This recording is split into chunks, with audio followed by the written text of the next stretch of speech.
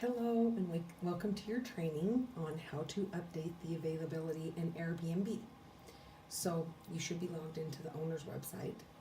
And then in Airbnb, when you get in here, there's messages, trips, saved hosts, add listing. So messages, I'm just going to teach you a little bit about Airbnb really quickly. And then host, if you click on host, it gives us our dashboard, our inbox, reservations. You can look at the calendar for each resort or each listing. So this is where you're going to go to look up all of the listings that you're going to look for. So we'll click on here. And then here it says there's 128 listings. I don't even know if that's really true, and I don't know if it includes everything that's not listed. So if you'll notice, there's green on all these little circles right here. So what you're going to do is you're going to scroll down and you're going to let them all load. So that way there's no rhyme or reason to how Airbnb has it. They're not alphabetized. So now you'll start seeing some that are red circled. These are ads that are unlisted, and then these are the green ones. All the green ones are the ones that you'll be updating. So once you can see, like, oh, there's a couple more that are stragglers on there. So alright, so now that they're loaded, then you can go up to the top right here. So in your spreadsheet, on the very first one, it's Beach Place Towers, and then it has a little dash and it says Fort Lauderdale. So if you start typing in beach for Beach Place Towers, you can't find it. But if you start typing in FT for Fort Lauderdale, then there they are. Here's the studio, the 1 bedroom and the 2 bedroom. So what I do is I just open these up in 3 tabs. So I have one of each. 1 bedroom and the studio. Alright, so then I put them in order of studio, 1 bedroom, 2 bedroom. So I put the studio first. Oops, let me pull that down, sorry about that. So I went in and I clicked on each one of these and I opened them in, and you don't have to open them in individual tabs because maybe it might make your computer too slow. So if you only want to do one at a time, that's fine.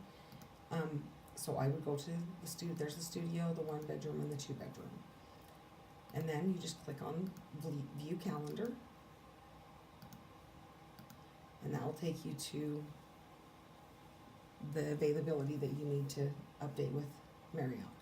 So if you go in here and you click on use points into the owner's account, then you click on book vacation club points.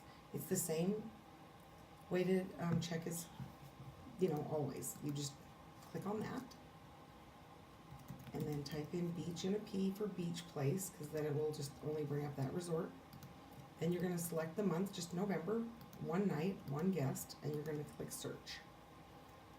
So then you click check on availability, and if you notice right here, so it has room types over here.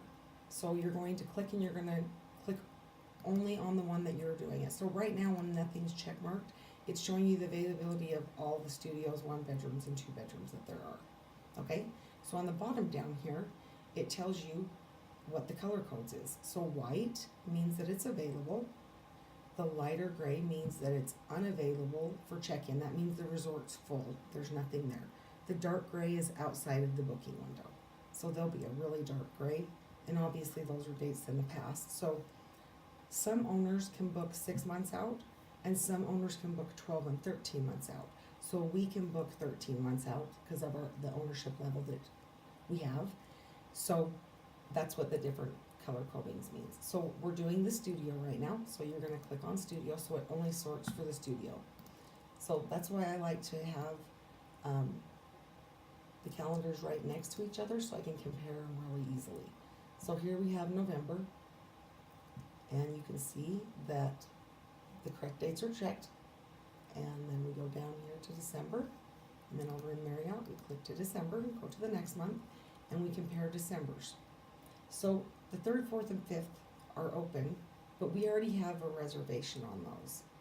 And so Airbnb only allows us to have 1 reservation per night.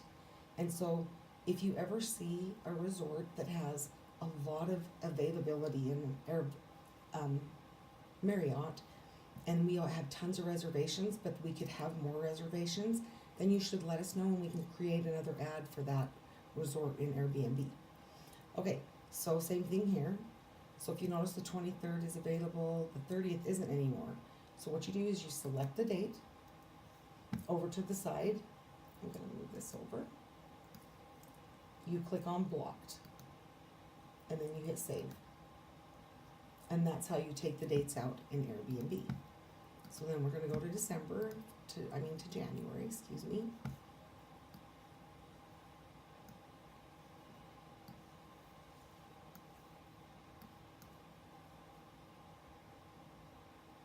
All right. So,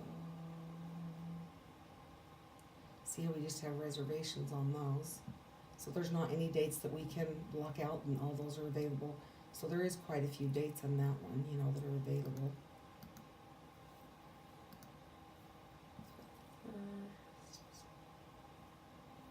Okay, and that one's all good. So March, when there's only like 3 dates available like this, we don't want them in our calendar because this resort is obviously almost full. And so we don't even care about you putting them in when they're little ones like that. And if you have a month that has stragglers on it, you might want to just take those dates out. So you look in this one, it's totally fine. And then if you'll notice, when we start getting into May, it's gray. So the first 2 months right here are white, but the rest is gray. Because in Airbnb, we only book out 6 months in the future. So when you're in a resort, and if it's showing less than 6 months or more than 6 months, you can go to the availability settings up here. And you can look in here, and just for your information, so this should say something different. So that says at least 1 day. So we don't need 1 day. They can do same day, but it has to be 6 a.m. So that's how and 6 months into the future. So if you saw that there was only 3 months then I'd want you to move it and change it to 6. Or if it said 12, we'd want you to shorten it to 6. So this should say same day, 6 a.m., no preparation time, and 6 months into the future.